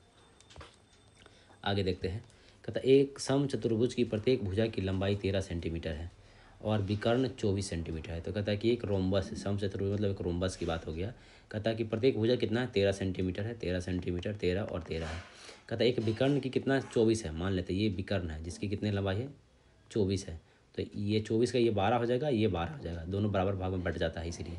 तो ये 12 हो गया, ये 13 हो गया। अब हमको ये निकालना है। तो ये निकालने के लिए क्या होता है? जैसे मान लेते हैं इसको हम ले लेते हैं, ए है, ठीक है, ये बी मान लेते हैं, सी मान लेते हैं और डी मान लेते हैं, इसको बीच में ओ मान लेते हैं। तो हमको ओ बी बराबर क्या हो जाएगा? ओ बी बराबर हो जाएगा कि ए बी का स्क्वायर माइनस ए ओ का स्क्वायर हो जाएगा। तो 169 माइनस ए ओ का स्क्वायर 144 हो जाएगा। तो ये कितना आ जाएगा? 25 आ जा रहा है। तो ये ओ बी का स्क्वायर बराबर, तो ओ बी बराबर क्या हो जाएगा? 25 मतलब 5। तो कितना आ गया? ये 5 आ गया। तो ये भी 5 हो जाएगा, दोनों बराबर होता है। अब हमको क्षेत्रफल पूछ रहा है। तो एरिया बराबर जो क्या होता है कि हाफ इंटू, एरिया बराबर होता है हाफ इंटू विकर्ण का गुणनफल होता है। तो मतलब 24 इंटू 10 हो जाएगा। तो इसको काट दीजिए, कितना बार में? 12 बार में, मतलब 120 आंसर हो जाएगा। कितना सेंटीमीटर हो जाएगा? 120 सेंटीमीटर आपका आंसर हो जाएगा। बिहार का एकमात्र राष्ट्रीय उद्यान किस जिले में है? तो बताइए एकमात्र राष्ट्रीय उद्यान आपका कहाँ है? तो पश्चिम चंपारण में है। कहाँ है आपका एकमात्र जो राष्ट्रीय उद्यान है वो आपका कहाँ है? पश्चिम चंपारण में है। बिहार का एकमात्र राष्ट्रीय उद्यान पश्चिम चंपारण में। बाकी आवाज़ है जैसे कि भीम बांध कहाँ है? तो भीम बांध वन्यजीव अभयारण्य का है। तो इसमें एकमात्र है और 12 वो है, 12 क्या है? वन्यजीव है 12 वन्यजीव अभयारण्य की अगर बात करें तो बिहार में 12 वन्यजीव अभयारण्य है। तो भीम बांध कहाँ है? मुंगेर में है। गौतम बुद्ध पक्षी विहार गया में है। कांवर झील कहाँ है? बेगूसराय में है। कैमूर वन्यजीव अभयारण्य कहाँ है? रोहतास और कैमूर में है। नागी नकटी कहाँ है? तो ये जम्मू में है। राजगीर, तो राजगीर में नालंदा में। उदयपुर वन्यजीव अभयारण्य कहाँ है? पश्चिम चंपारण में है, जिसको रामसर में भी साइड किया गया है, शामिल किया गया है उदयपुर को। रजौली आपका नवादा में है। कुशेश्वर स्थान दरभंगा में है। विक्रमशिला डॉल्फिन भागलपुर में है। और बड़हेला सलीम अली कहाँ है? ये वैशाली में। बड़हेला सलीम अली कहाँ है? वैशाली में है। किस चेर शासक को लाल चेर और भाला चेर, लाल चेर और भाला चेर कहा जाता है? किस चेर शासक को कहता है लाल चेर और भाला चेर कहता है? सेन गुट्टुवन को कहा जाता है। किसको कहता है? शेर गुट्टुवन की बात है। तो चेर वंश की अगर बात कर ले तो कहता है कि ये दक्षिण भारत का प्राचीनतम वंश ये था। और इसको कहता है कि तमिल साहित्य में सर्वाधिक उल्लेख मिलता है। इसको कहता है सर्वाधिक उल्लेख मिलता है, इसी का सर्वाधिक उल्लेख मिलता है, इसी चेर वंश का मिलता है, ठीक है। और इसकी राजधानी कहाँ था? चेर वंश कहता है बजिया या बांचिया। अगर इसकी राजधानी की बात कर लेते हैं, राजधानी की बात करते हैं तो इसका राजधानी कहाँ था? बांजी या बजिया, बजिया या बांजी, ये यहाँ पे था राजधानी। इसका चेर वंश की जो प्रतीक है, प्रतीक क्या है? तो धनुष इसका प्रतीक है। क्या इसका चेर का चीर दे रहा है, धनुष से चीर देता है, तो यह है, ठीक है। अगर और इसके बारे में बताया है कि नेंदुन या नेंदुन जरेल के बारे में बताया, नेंदुन जरेल के बारे में बात कर रहे हैं, नेंदुम या नेंदुन जरेल। कहता है यह यवन व्यापारियों को बंदी बना लिया था और मुक्त करने के लिए बड़ी मात्रा में धन वसूला था। सेन गुटवन है, ये चेर वंश के ही हैं और इन्हीं को लाल चेर या भाला चेर कहा जाता है। निम्नलिखित तथ्यों पर विचार कीजिए। महायान बुद्ध को महापुरुष मानते थे, ठीक है। हीनयान बुद्ध को भगवान मानते थे, हीनयान बुद्ध को भगवान मानते थे। हीनयान मूर्ति पूजा नहीं करते थे। तो सही कथन इसमें कौन सा है? कहता है कि हीनयान मूर्ति पूजा नहीं करते थे, तो ये बात यही सही है। और हीनयान भगवान को बुद्ध नहीं मानते थे, ये गलत है। ये हीनयान भगवान को नहीं, ये महायान बुद्ध मानता था और हीनयान महापुरुष मानता था, ये उल्टा लिख दिया है। तो हीनयान जो था, देखिए आप समझिए कि जो बौद्ध धर्म जो था ये दो भाग में टूटता है। एक बनता है हीनयान बनता है और एक बनता है महायान बनता है। तो हीनयान है जो कि जो रूढ़िवादी होते हैं, ये जो पहले से चलते आ रहा था वही थे। और ये महान है, महायान वाले अपने आप को महान बताने लगे और ये आगे बढ़ गए, ये आगे बढ़ गए, प्रोग्रेसिव सोच के हो गए। और यही क्या हो गए कि दारू और ये सब में भी हो गए, वेश्यावृत्ति में घुस गए, ये सब में महायान वाले ये सब काम करने लगे। तो हीनयान क्या, तो रूढ़िवादी थे। ये भगवान बुद्ध को तो खुद अपने बोलते कि हम भगवान नहीं हैं, तो ये उनको क्या महापुरुष मानते थे। क्या मानते थे? ये हीनयान वाला महापुरुष मानते थे इनको, ठीक है। और देवी देवताओं को नहीं मानते थे, मूर्ति पूजा भी नहीं होता था, ये व्यक्तिवादी भी थे। और इनकी जो भाषा थी, हीनयान की जो अगर भाषा की बात करते, ये भाषा कौन था? पाली भाषा था, ठीक है। और वही महायान की बात कर दे तो ये सुधारवादी थे, मतलब कि समझिए कि आगे बढ़ने में सुधारवादी थे। कौन थे? महायान सुधारवादी थे। ये भगवान बुद्ध को ईश्वर मानते थे और देवी देवताओं को मानते थे, मूर्ति पूजा करते थे। और इनकी भाषा क्या हो गई थी? संस्कृत थी। तो महायान की भाषा क्या होती थी? तो संस्कृत इनकी भाषा हो गई थी। तो केवल सही कथन में केवल 3 सही है। निम्नलिखित में बेमेल को चुनिए।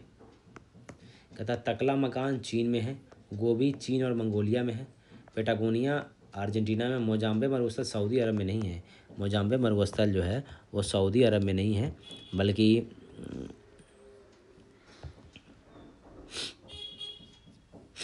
मोजाम्बे मरुस्थल सऊदी अरब में नहीं है बल्कि अमेरिका में है। मोजाम्बे कहाँ? ये अमेरिका में है। कहाँ? अमेरिका में कह सकते हैं ये है। तो ये जो तकला मकान है वो चीन में है। ठीक है, तकला मकान चीन में है, गोबी है वो चीन मंगोलिया में है, पेटागोनिया अर्जेंटीना में है, और मोजाम्बे मरुस्थल कहाँ है? अमेरिका में है। ये उत्तरी अमेरिका का सबसे छोटा रेगिस्तानी क्षेत्र है। मोजाम्बे मरुस्थल है वो उत्तरी अमेरिका का सबसे छोटा रेगिस्तानी क्षेत्र है। और ये समुद्र तल से सबसे निचली बिंदु डेथ वैली में भी स्थित है, जो सबसे गर्म और शुष्क स्थानों में से एक है। तो जो ये मोजाम्बे मरुस्थल है वो सबसे नीचे है, समुद्र तल के नीचे है, जिसको डेथ वैली भी कहा जाता है। और बाकी तकला मकान हो गया, गोबी हो गया, पेटागोनिया हो गया, ये सब क्या है? ये ठंडा रेगिस्तान है। ठीक है। अंटार्कटिका दुनिया का सबसे बड़ा कोल्ड डेजर्ट है। अगर डेजर्ट के बारे में बात कर रहे हैं तो जो अंटार्कटिका है दुनिया का सबसे बड़ा कोल्ड डेजर्ट कौन है? तो अंटार्कटिका है, और सबसे ठंडा स्थान वही है। लद्दाख डेजर्ट भारत के हिमालय क्षेत्र में है। ठीक है, आगे देखिए कुछ और अगर मरुस्थल के बारे में याद रखना चाहते हैं तो वो याद रखिए कि सहारा मरुस्थल कहाँ है? तो सहारा है उत्तरी अफ्रीका में। सहारा कहाँ है? उत्तरी अफ्रीका में है। गिब्सन, ग्रेट विक्टोरिया और ग्रेट सैंडी ये ऑस्ट्रेलिया में है। Gibson, great Victoria, great Sandy Australia में है। गोबी कहाँ है? गोबी मरुस्थल मंगोलिया और चीन में गोबी मरुस्थल है। कालाहारी है, कालाहारी कहाँ है? तो बोत्सवाना, नामीबिया, दक्षिण अफ्रीका में है। कालाहारी कहाँ है? कालाहारी बोत्सवाना, नामीबिया और दक्षिण अफ्रीका में है। अटाकामा मरुस्थल कहाँ है? तो उत्तरी चिली और दक्षिणी पेरू में है। मतलब कि समझिए कि साउथ अमेरिका की बात हो रहा है, जिसमें उत्तरी चिली और दक्षिण पेरू में है अटाकामा का मरुस्थल। तकला मकान चीन में है। पेटागोनिया का अर्जेंटीना में है। थार भारत पाकिस्तान में है। बस चलिए आगे पढ़ते हैं, बहुत इतना पढ़ लिए। पूंजी खाते के परिवर्तनीयता पर सिफारिश देने के लिए कौन सा समिति का गठन किया गया था?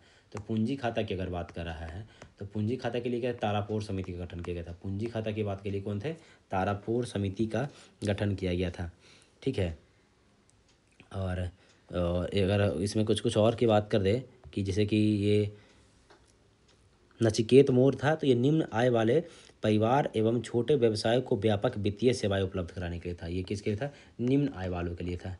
निम्न आय वालों के लिए क्या था? ये नचिकेत मोर समिति का गठन किया गया था। ठीक है, आगे देखते हैं।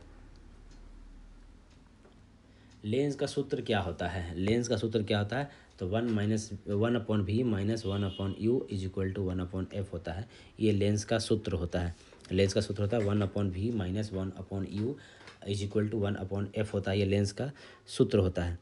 ठीक है, वही अगर हम लेंस के सूत्र की जगह पर अगर हम इसकी बात दर्पण या थी लेंस की क्षमता की जो होता है, अगर लेंस की क्षमता की बात कर दें, इसकी क्षमता जो होता है लेंस का वो होता है p is equal to 1/f होता है। लेंस का क्षमता होता है। ठीक है, हाँ, और आगे और ये जो होता है 1/v + 1/u होता है, ये दर्पण का होता है। ये क्या? तो लेंस की बात हो रहा है। अब ये क्या चीज़ का होता है? दर्पण का सूत्र होता है। दर्पण का सूत्र क्या होता है? दर्पण में प्लस होता है। दर्पण मतलब मिरर की बात हो रहा है, तो मिरर में क्या होता है? प्लस होता है। और लेंस में क्या होता है? लेंस में माइनस होता है। ये फार्मूला याद रखिएगा लेंस का और दर्पण वाला में। दुही तान होई नामक क्रांतिकारी संगठन का स्थापना किसने किया था? तो फान बोई चाउ ने किया था। किसने किया था? फान बोई चाउन की स्थापना ये इसने किया था।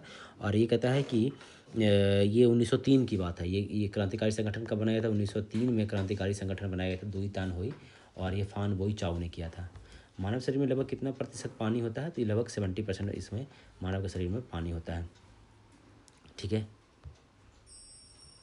71वें राष्ट्रीय फिल्म पुरस्कार 2025 के संदर्भ में असत्य कथन का चुनाव कीजिए। तो 71वें में कहता है कि सर्वश्रेष्ठ फीचर फिल्म 12वीं फेल है, अभिनेत्री रानी मुखर्जी बनी है। सर्वश्रेष्ठ हिंदी फिल्म लापता लेडीज नहीं था, ये राष्ट्रीय फिल्म पुरस्कार के बारे में बात है। तो इसमें कटहल था, कौन था, कटहल को बनाया गया था। और अभिनेता विक्रांत मैसी भी बने थे, ये तो यही आपका सही हो जाएगा। अभिनेता कौन थे, विक्रांत मैसी भी थे और शाहरुख खान भी थे, शाहरुख खान भी अभिनेता में थे। भारत का पहला ट्रांसजेंडर क्लिनिक हैदराबाद में हुआ, ये तो आपको पहले से ही बताते आ रहे हैं, फिर भी जान लीजिए। ट्रांसजेंडर क्लिनिक कहाँ हुआ है, आपका हैदराबाद में ट्रांसजेंडर क्लिनिक खोला गया है। निम्नलिखित में से कौन सा एक गुणसूत्र विकार है जो अविकसित महिला विशेषताओं का कारण बनता है और महिला संतानोपति में अक्षम होता है, मतलब कि महिला बच्चा नहीं दे सकता है। इसको क्या कहते हैं, इसको टर्नर सिंड्रोम कहा जाता है। इसको क्या कहा जाता है कि इसको टर्नर सिंड्रोम कहा जाता है, जिसमें कहता है कि इसमें एक्स क्रोमोजोम की कहता है कि कहता है अनुपस्थिति होता है। तो इसमें क्या होता है कि एक्स क्रोमोजोम है, इसकी क्या होता है अनुपस्थिति होता है या कमी हो जाता है। और टर्नर सिंड्रोम में क्रोमोजोम कितना होता है, इसमें अगर क्रोमोजोम की बात कर लेते हैं तो एक्स कमी हो गया 46 में, अब कितना बचेगा, तो 45 ही होता है। कितना होता है, 45 होता है।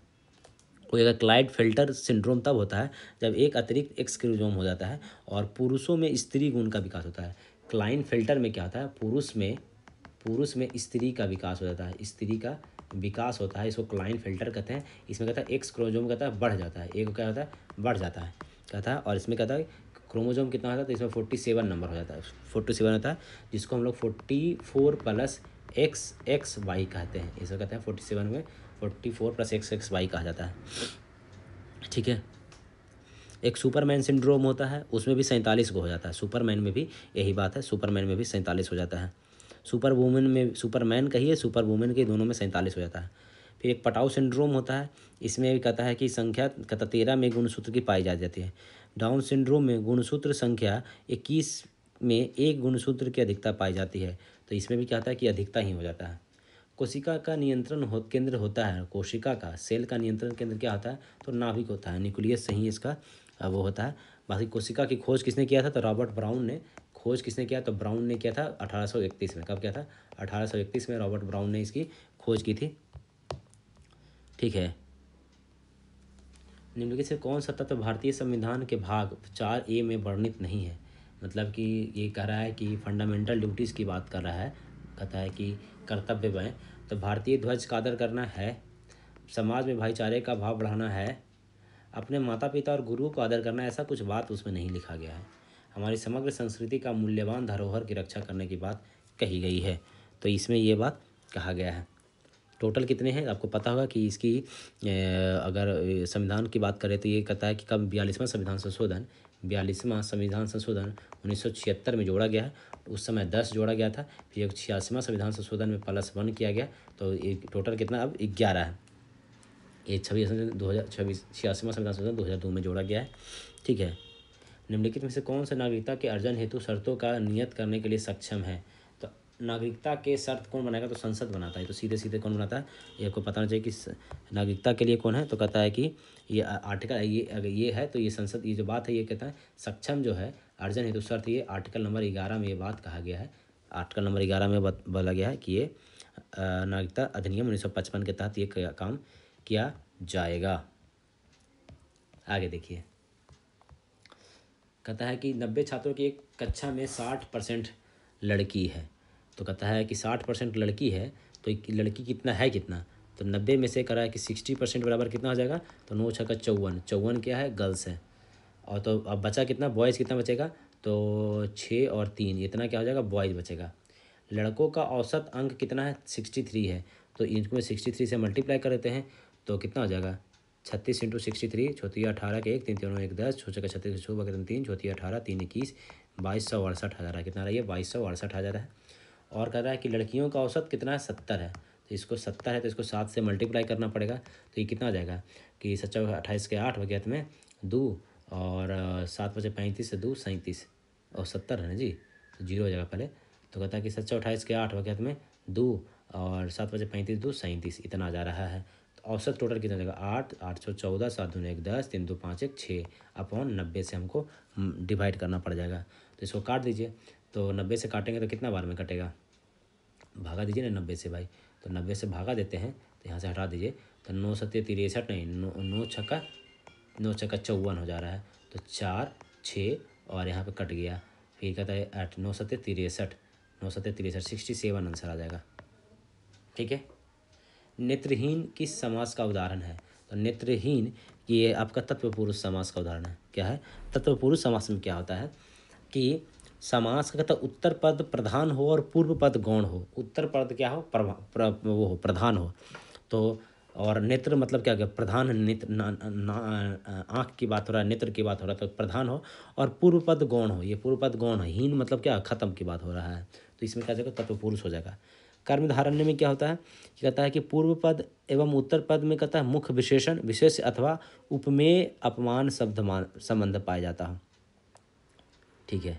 द्वंद्व में दोनों प्रधान होता है, उसको द्वंद्व समास कहते हैं। अब बहुव्रीहि में कहता है कि दोनों पद मिलकर किसी तीसरे शब्द का विशेषण बनाता है। एक और एक मिलकर किसी दूसरे की बात कर रहा है तो उसमें बहुव्रीहि हो जाएगा। गुट निरपेक्ष आंदोलन के संस्थापक नेताओं में से निम्न में से कौन शामिल नहीं थे? गुट निरपेक्ष में जवाहरलाल नेहरू शामिल थे, जेसिप ब्रोंज टीटो भी थे, क्वामे इंक्रुमा थे, मात्सो तुंग नहीं थे। तो आपका डी आपका क्या हो जाएगा? इसमें सही हो जाएगा। तथा गुट निरपेक्ष की जो औपचारिक स्थापना 1961 में हुआ था। कब हुआ था? 1961 की बात है। और ये कब हुआ था? बेलग्रेड कहता यूगोस्लोवाकिया में हुए पहले शिखर सम्मेलन के दौरान की गई थी। तो ये कहाँ हुआ था? कहता है कि यूगोस्लोवाकिया में हुआ था। कहाँ हुआ था? यूगोस्लोवाकिया में हुआ था। यूगोस्लोवाकिया में इसकी स्थापना हुआ था। चलिए आगे देखते हैं। अगर ये यही गुट निरपेक्ष की बात कह दिया जाए तो इसमें अभी वर्तमान में 120 देश हैं। इस गुट निरपेक्ष में अभी वर्तमान में कितने हैं? 120 देश अभी इसमें है। और वर्तमान अध्यक्ष कौन है? तो युगांडा के राष्ट्रपति हैं योवेरी मुसेवेनी, इसके वर्तमान अध्यक्ष हैं। किस देश ने 2036 तक शुक्र ग्रह पर वेनेरा डी मिशन भेजने की योजना बनाई है? तो शुक्र ग्रह पे मिशन भेजने की योजना बनाने वाला रूस है। किसने भेजा है? 2036 तक वेनेरा डी मिशन रूस है वो भेजेगा। वेनेरा डी मिशन कौन भेजने वाला है? रूस भेजने वाला है। निम्नलिखित में से कौन सत्य सुमेलित है? भारत का पहला संपूर्ण डिजिटल साक्षर राज्य मिजोरम नहीं बल्कि कौन बना है? पहला बना है केरल। भारत के सबसे अमीर मुख्यमंत्री कौन है? रेवंत रेड्डी नहीं है। कौन है? चंद्रबाबू नायडू हैं। कौन है? चंद्रबाबू नायडू हैं। और रेवंत रेड्डी पे क्या है? क्रिमिनल केस बहुत ज़्यादा है। सबसे ज़्यादा किस पे? क्रिमिनल केस सबसे ज़्यादा है। किस पे? रेवंत रेड्डी पे। 134वें डुरंड कप विजेता नॉर्थ ईस्ट यूनाइटेड बना, ये बात आपका सही है। एससीओ का शिखर सम्मेलन कहाँ हुआ? तो रूस में नहीं बल्कि कहाँ हुआ? ये शिखर सम्मेलन कहाँ हुआ आपका? चीन में हुआ है। कहाँ हुआ? एससीओ शिखर सम्मेलन कहाँ हुआ? तो चीन में तियानजिन शहर में हुआ है। तियानजिन शहर चीन में हुआ है। किस भक्ति संत को पुष्टि मार्ग का जहाज कहा जाता है? तो पुष्टि मार्ग का जहाज कहा जाता है आपको, ये इनको सूरदास जी को कहा जाता है। किसको कहा जाता है? तो ये सूरदास जी को कहता है पुष्टि मार्ग का जहाज इनको कहा जाता है। ये कहता है कि पुष्टि मार्ग के प्रवर्तक बल्लभाचार्य के शिष्य थे। ये सूरदास जो थे ये बल्लभाचार्य के शिष्य थे। और बात अगर हम कहते हैं सूरदास ने कहता है कि वज्र भाषा में सूर सागर की रचना की है। तुलसीदास के बारे में बताएं तो ये अकबर के समकालीन थे। तुलसीदास किसके समकालीन थे? अकबर के समकालीन थे। और इन्होंने रामचरितमानस, विनय पत्रिका, गीतावली और कवितावली ये सब लिखे। विनय पत्रिका, गीतावली और कवितावली इन्होंने लिखा है। हाल में ही अपना घर नामक पहल किस मंत्रालय ने शुरू किया? अपना घर किसने शुरू किया है? तो पेट्रोलियम और प्राकृतिक गैस मंत्रालय ने। किसने किया है? पेट्रोलियम और प्राकृतिक गैस मंत्रालय ने है। और जो ट्रक वगैरह चलाते हैं वो राजमार्गों पे उनके लिए रहने और विश्राम करने के लिए घर बनाया जाएगा, वैसा उसी के लिए अपना घर शुरू किया गया है। संयुक्त राष्ट्र के प्रथम महासचिव कौन थे? संयुक्त राष्ट्र के प्रथम महासचिव कौन थे उसकी बात हो रहा है। तो वो कौन थे? त्रिवेली थे। कौन थे? कथा है कौन थे? त्रिवेली थे। इसकी कथा कि संयुक्त राष्ट्र यूएनओ की स्थापना कब हुआ है? तो इसकी स्थापना 24 अक्टूबर 1945 में हुआ था। कब हुआ था? 24 अक्टूबर 1945 में कहता सैन फ्रांसिस्को में हुआ। कहाँ हुआ? सैन फ्रांसिस्को में हुआ था। यूएसए में इसकी स्थापना हुआ था। ठीक है। 24 दिसंबर को हम लोग मनाते हैं। इसका मुख्यालय कहाँ है? अगर हेड क्वार्टर की बात कर ले तो ये कहाँ है? न्यूयॉर्क में इसका न्यूयॉर्क में हेड क्वार्टर है। ठीक है। और इसमें कितने देश हैं यूएन में? अभी यूएनओ में 193 देश शामिल है। इसमें कितने? 193 देश शामिल है। आगे देखते हैं। सिंगापुर को आज़ादी कब मिली थी? सिंगापुर को आज़ादी मिला है जाके 1965 में। कब मिला है? 1965 में सिंगापुर को आज़ादी मिला है। और ये कहता है कि इसको मलेशिया से आज़ादी मिला। किससे मिला है? तो मलेशिया से आज़ादी मिला है। किससे मिला है? मलेशिया से आज़ादी मिला था सिंगापुर को। किससे मिला है? मलेशिया से आज़ादी मिला है इनको। और कहता है कि 1963 में ब्रिटेन से स्वतंत्र होकर सिंगापुर मलेशिया का हिस्सा बना था। कब बना था? कहता 1963 की बात है, जब ये ब्रिटेन से अलग होकर मलेशिया का हिस्सा बना था, और फिर 1965 में फिर मलेशिया से भी अलग हो गया। 1949 में गठित राष्ट्रीय आय समिति के वो कौन थे, अध्यक्ष कौन थे? तो आय समिति जो गठन हुआ है, कब हुआ? 1949 में। इसके पीसी महानुलोबिस थे। कौन थे? पीसी महानुलोबिस थे, इसके अध्यक्ष थे, इसके जो अध्यक्षता में गठन किया गया था। और इस समिति ने 1952 में अपना रिपोर्ट दिया। ये रिपोर्ट कब दिया था? तो रिपोर्ट दिया आपका 1952 में। रिपोर्ट कब दिया? 1952 में दिया। और ये बताया था कितना, लगभग 246 रुपया प्रति व्यक्ति आय रुपया बताया था। प्रति व्यक्ति आय कितना था? 246 रुपया बताए थे इन लोगों ने। स्वतंत्र रूप से गिर रही एक वस्तु की गति निम्नलिखित में से किसका उदाहरण है? स्वतंत्र रूप से गिर रहा है तो एक समान त्वरित गति हो रहा है। इसमें क्या हो रहा है? एक समान का त्वरित गति हो रहा है, एक्सेलरेशन हो रहा है। ठीक है, क्या हो रहा है? एक्सेलरेशन हो रहा है।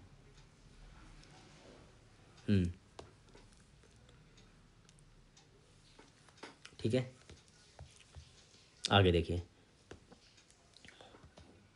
फिर एक समान त्वरण से चल रही वस्तु की गति की व्याख्या अगर किया जाए, एक समान त्वरण से चल रहा है, इसकी व्याख्या करने के लिए v equal to u plus a t भी है।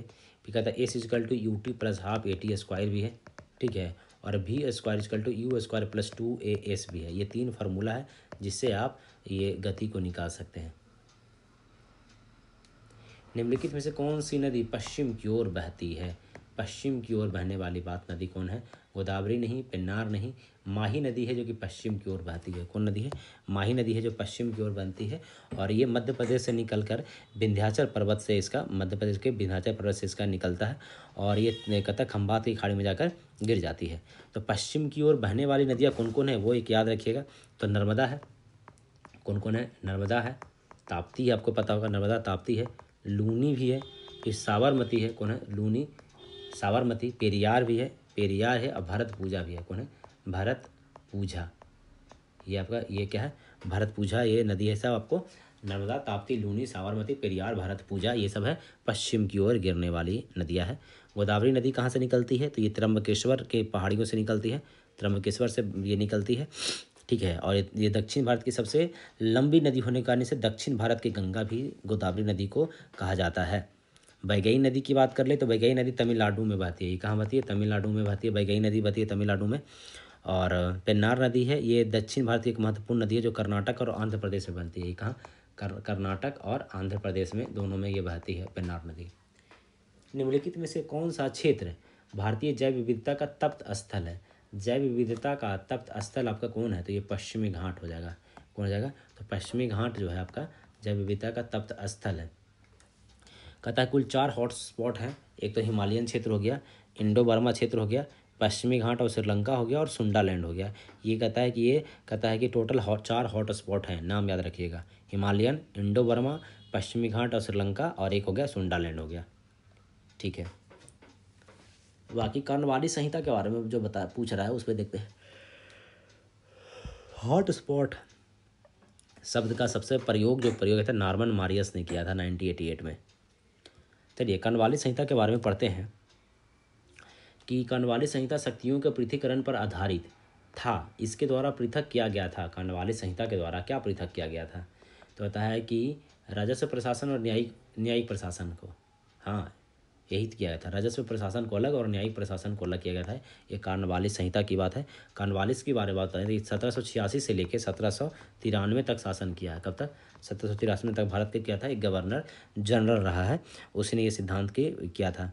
कर्णवालिस को ही कहता है भारत में सिविल सेवा का जन्मदाता कहा जाता है। कर्णवालिस को सिविल सेवा का जनक कर्णवालिस। पुलिस सुधार कौन है? कर्णवालिस। ठीक है, बंगाल में स्थायी बंदोबस्त कौन लाया था? कर्णवालिस लाया था। भारतीय इतिहास के संदर्भ में द्वैत शासन का सिद्धांत किसे निर्दिष्ट करता है? द्वैत शासन तो कहता है केंद्रीय विधानमंडल में 2 सदन नहीं, 2 सरकार नहीं, ये भी गलत है। 2 प्रकार के शासन, एक लंदन नहीं, ये भी गलत है। प्रांतों में प्रायोजित विषयों को 2 भागों में विभाजित करना, यही है द्वैत शासन का मतलब था कि यही जो बंटवारा किया गया था यही था। ये कहता लियोनस कार्टिस ने 1915 में द्वैत सिद्धांत का विचार दिया था। तो ये 1915 में किसने दिया था? कहता लियोनस कार्टस ने इसके बारे में बताया था। लियोनस कार्टस ने इसके बारे में बताया था। और 1919 में कहता प्रांतीय स्तर पर द्वैध शासन की शुरुआत हो गई थी। कहता है 30 वाट का एक उपकरण है। कितने वाट का है? 30 वाट का एक उपकरण 12 वोल्ट की बैटरी के साथ संयोजित है तो धारा प्रवाहित क्या हो जाएगा?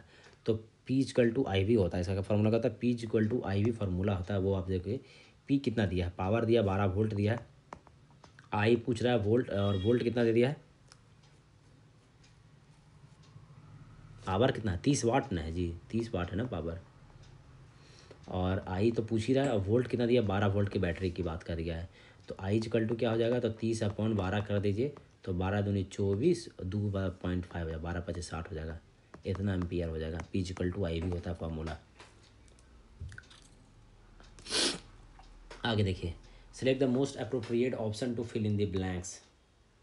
क्या पूछ रहा है? Vinod had a narrow escape हो जाता है, narrow escape in the car accident. मतलब नैरो स्केप मतलब होता है बचना, बाल बाल बचना को कहते हैं नैरो स्केप कहते हैं, बाल बाल बचना को कहते हैं नैरो स्केप कहा जाता है।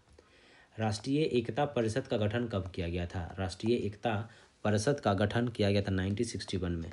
1961 में राष्ट्रीय एकता परिषद का गठन किया गया था, और इसके अध्यक्ष प्रधानमंत्री होते हैं। और पहली बैठक की बात है तो पहली बैठक 1962 में हुआ था। पहली बैठक कब हुआ? राष्ट्रीय एकता परिषद की पहली बैठक हुई थी 1962 में हो जाता है।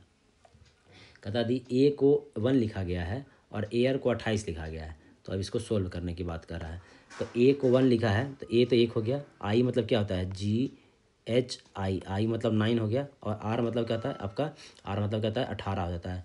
तो 9 1 10 10 18 मतलब 28, मतलब ABCD के अक्षर पे लिखा गया है।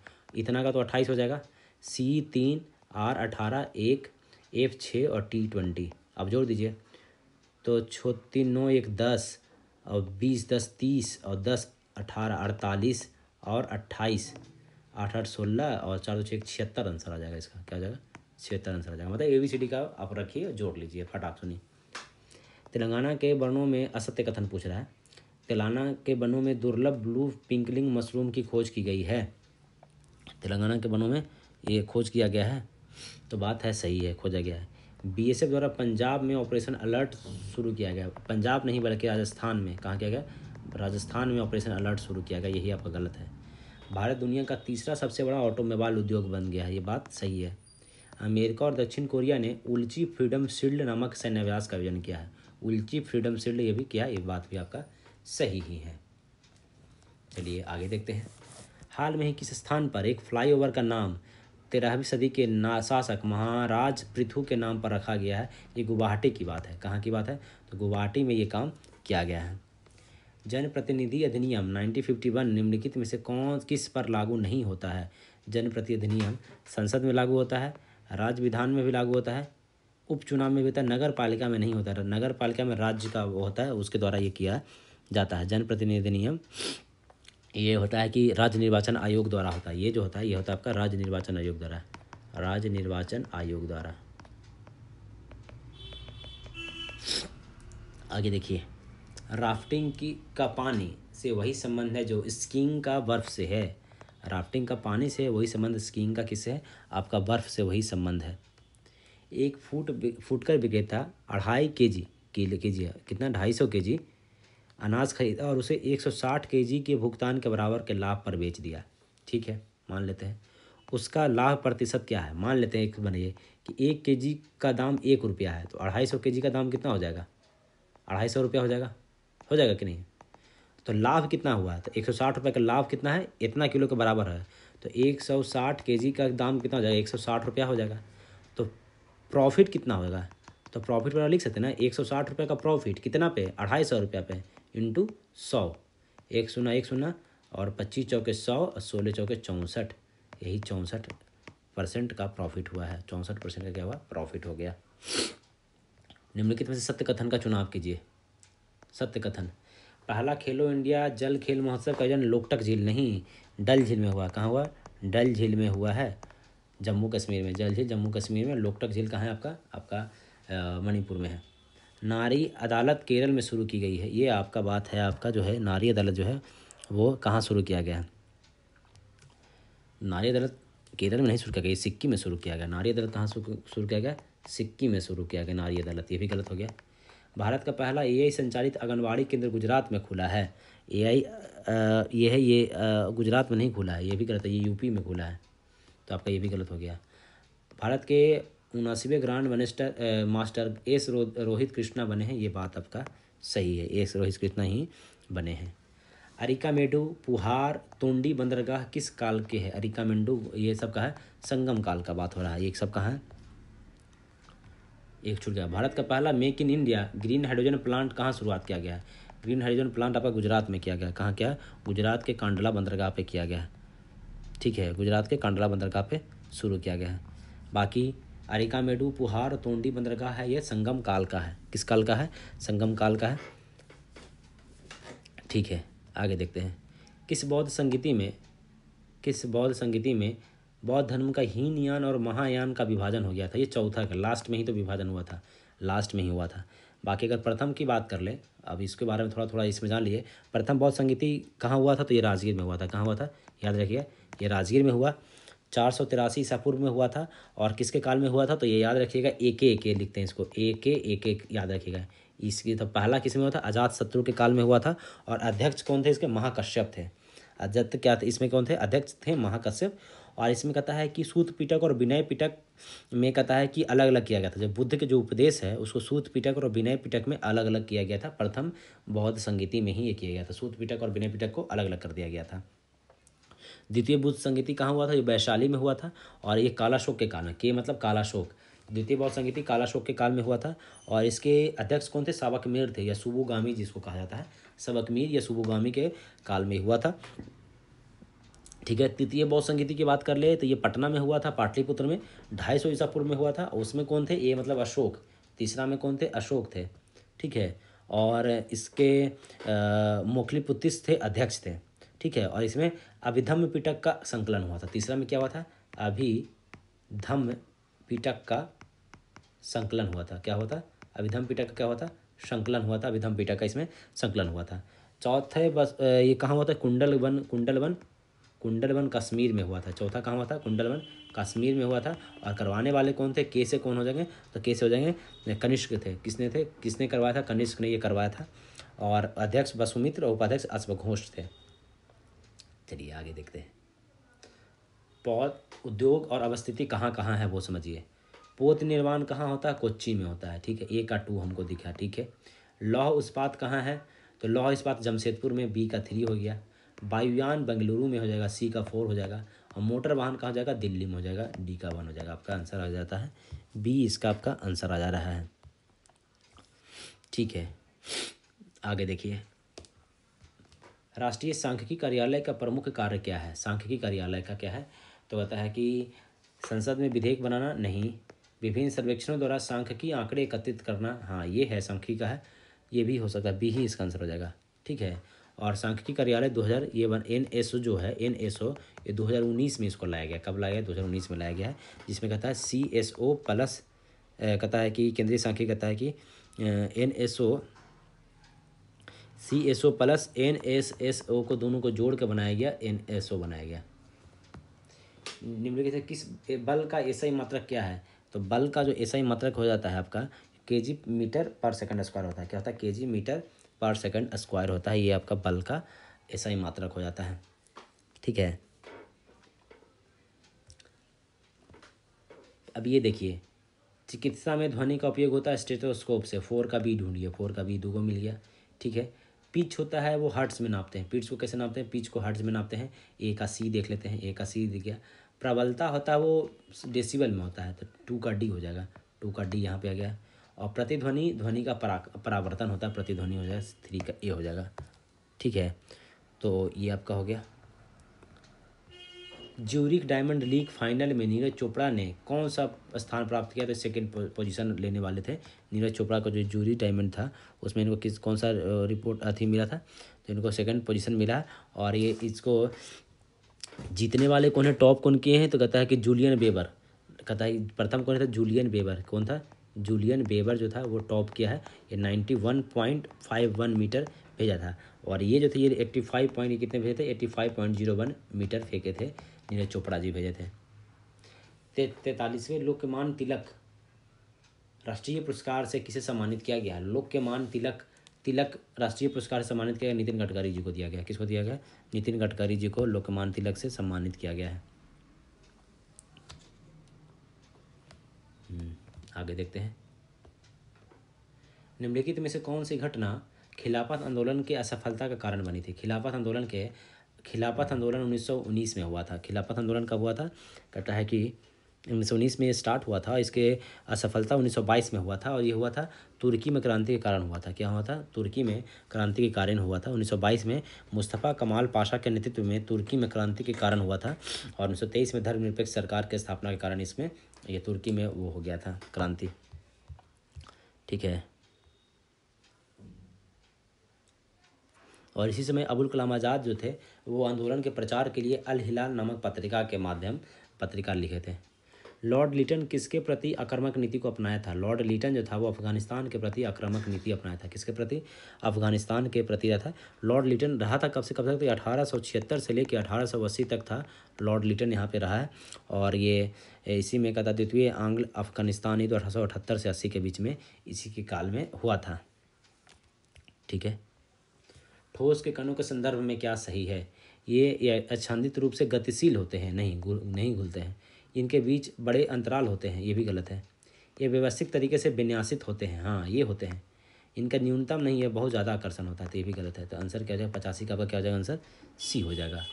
किसी पदार्थ का वाष्पीकरण होता है, क्वथनांक के नीचे टेम्परेचर पे होता है वाष्पीकरण।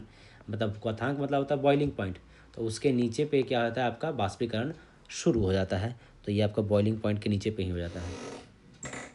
हाल में भारतीय डाक विभाग ने किस देश के लिए अंतर्राष्ट्रीय डाक सेवा अस्थायी रूप से निलंबित कर दिया? ये यूएसए की बात है। अमेरिका के साथ क्या कर दिया है कि डाक सेवा बंद कर दिया गया है। अमेरिका के साथ क्या कर दिया है? डाक सेवा बंद कर दिया गया है। निम्नलिखित में से कौन जोवियन ग्रह है? मंगल, पृथ्वी, शुक्र और बृहस्पति। तो बृहस्पति जोवियन ग्रह। तो ग्रह की बारे में अगर बात कर दी जाए तो कहता है कि ग्रह दो प्रकार का लिखा है, एक आंतरिक ग्रह होता है, एक जोवियन, जिसको बाह्य ग्रह भी कहते हैं। जोवियन को क्या कहता है? बाह्य ग्रह कहा जाता है। तो बाह्य ग्रह में पृथ्वी, शुक्र, मंगल और एक बुध भी हो गया। ये बुध, ये सब चारों क्या होगा? ये चारों आपका क्या होगा? ये आपका क्या है? आंतरिक ग्रह है। ये क्या है? आंतरिक ग्रह हैं ये लोग, बाकी ये सब बाहर ग्रह हो जाते हैं। निम्नलिखित में से किस आंदोलन के दौरान गांधी जी ने कैसरे हिंद की उपाधि वापस की थी? तो कैसरे हिंद की उपाधि वापस किया गया था, ये असहयोग आंदोलन के समय में हुआ था। ठीक है, ये कब हुआ था? असहयोग आंदोलन के समय में हुआ था, ये वापस कर दिया गया था। बाकी जलियांवाला बाग जो हुआ था इस समय, ये जलियांवाला बाग के समय में जलियांवाला जो बाग हुआ था उस समय ये रविंद्रनाथ टैगोर साहब जो थे, टैगोर जी जो थे, वो नाइटहुड के उपाधि के थे। नाइटहुड की उपाधि वापस किए थे। टैगोर साहब नाइटहुड की उपाधि वापस किए थे। आरबीआई द्वारा रेपो रेट में अगर वृद्धि की जाती है तो अर्थव्यवस्था में क्या आएगा? तरलता बढ़ जाएगा। वृद्धि कर देगा तो नहीं, तरलता तो नहीं बढ़ेगा, तरलता में कमी आएगी। हाँ, और मुद्रास्फीति नियंत्रित होगा, ये भी बात सही है। तो क्या हो जाएगा? डी हो जाएगा। क्या हो जाएगा आपका? डी आंसर हो जाएगा। 90 का डी हो जाएगा। दक्षिण पूर्वी एशिया क्षेत्र में रूबेला से मुक्त होने वाला देश कौन बन गया? छठा देश। रूबेला से मुक्त होने वाला आपका नेपाल बन गया। कौन बन गया? रूबेला से मुक्त होने वाला क्या बन गया? नेपाल जो है रूबेला से मुक्त हो गया। हाल में ही समाचार पत्रों में सुर्खियां में रहने वाला रुद्राक्ष क्या है? रुद्रास्त्र एक मालगाड़ी है। ये क्या है? ये मालगाड़ी है, लगभग 4.5 किलोमीटर का लंबा है। 4.5 किलोमीटर ही है ना, ये इतना किलोमीटर है। ये कहाँ से? यूपी से लेके कहाँ तक चलेगा? झारखंड तक जाएगा। यूपी से लेके झारखंड तक इसका सफल परीक्षण कर दिया गया है। निम्नलिखित में से किसे आधिकारिक रूप से एकेडमी अवार्ड ऑफ मेरिट से जाना जाता है? Academy of award of merit, Oscar award को ही एकेडमी अवार्ड ऑफ मेरिट कहा जाता है। इसकी शुरुआत कब की गई है? 1929 में इसकी शुरुआत की गई थी इसके। और इसके कहते हैं पहले भारतीय महिला करें तो भानु अथैया थे। ऑस्कर अवार्ड पाने वाले पहले भारतीय महिला कौन थे? भानु अथैया थे। और अगर अभी जो सत्यजीत रे जो थे पहले भारतीय थे जिन्हें सिनेमा में उनकी उपलब्धियों के लिए 1992 में ऑस्कर अवार्ड का लाइफ टाइम अवार्ड दिया गया। सत्यजीत रे को 1992 में किया गया था। निम्नलिखित में से कौन फसल पुर्तगालियों द्वारा भारत में नहीं लाई गई थी? पुर्तगालियों द्वारा भारत में नहीं लाई गई थी तो अफीम जो था यहाँ पहले से था। अफीम जो था पहले से था हमारे यहाँ, पहले से था अफीम हमारे यहाँ पहले से था। पुर्तगालियों की लाई हुई चीज़ नहीं है। मनुष्य की श्राव्यता की सीमा क्या होता है? मनुष्य सुन सकता है 20 से 20 हर्ट्ज तक। 20 से लेकर 20,000 हर्ट्ज तक मनुष्य सुन सकता है आराम से। 96 किलोग्राम सोडियम परमाणुओं की संख्या कितना है? तो 96 की बात अगर कर दे रहा है तो जो कहता है कि परमाणु संख्या जो होता है कोई नंबर ऑफ मोल, जो नंबर ऑफ मोल्स होता है इनटू एवोगाड्रो नंबर होता है। तो नंबर ऑफ मोल्स कितना है? तो नंबर ऑफ मोल्स 46 इंटू इसका कितना नंबर, सोडियम का एन का क्या होता है 23 होता है, 23 से भागा दे दीजिए। और इसका होता है ये कहता है 6.022 इंटू 10⁻23। तो ये 2 बार में कट गया तो 6 दूनी 12 हो जाएगा, तो 12 बार आंसर आ जाएगा। मिलान कीजिए। माइक्रोकॉन्ड्रिया होता है दोहरी झिल्ली, राइबोसोम होता है, राइबोसोम झिल्ली विहीन होता है, लाइसोसोम एकल झिल्ली होता है। ए का 3, बी का 1 और सी का 2। आपका आंसर क्या हो जाएगा? बी हो जाएगा। आंसर क्या हो जाएगा? बी हो जाएगा। सेरीकल्चर को क्या कहते हैं? सेरीकल्चर होता है रेशम कीट पालन को सेरीकल्चर कहा जाता है। मछली पालन को क्या कहा जाता है? मछली पालन को पीसी कल्चर कहा जाता है। मधुमक्खी को कहा जाता है एपीकल्चर, और मधुमक्खी को एपीकल्चर कहा जाता है। आगे देखिए, बोमेनपुट संयंत्र किस भाग तंत्र का भाग है? बोमेनपुट होता है उत्सर्जन तंत्र का होता है। बोमेनपुट है वो कि वृक्क किडनी का एक उत्सर्ग किडनी में पाया जाता है। कहाँ पाया जाता है? किडनी में ये पाया जाता है, बोमेनपुट पाया जाता है। निम्नलिखित में से कौन सा आनुवांशिकी की इकाई है? तो जीन होता है, ये तो आपको पता है, जीन आनुवांशिकी की इकाई है। तो आपका ये पूरे 100 क्वेश्चन हो गया है। हमारे आप प्लेलिस्ट में जाकर देखिएगा तो प्लेलिस्ट में इसके पहले जितने भी टेस्ट हुए हैं सभी का डिस्कशन आपको वहाँ पे मिल जाएगा। तो आप लोग वहाँ पे भी जाकर इसको पूरा देख सकते हैं। वीडियो देखने के लिए धन्यवाद।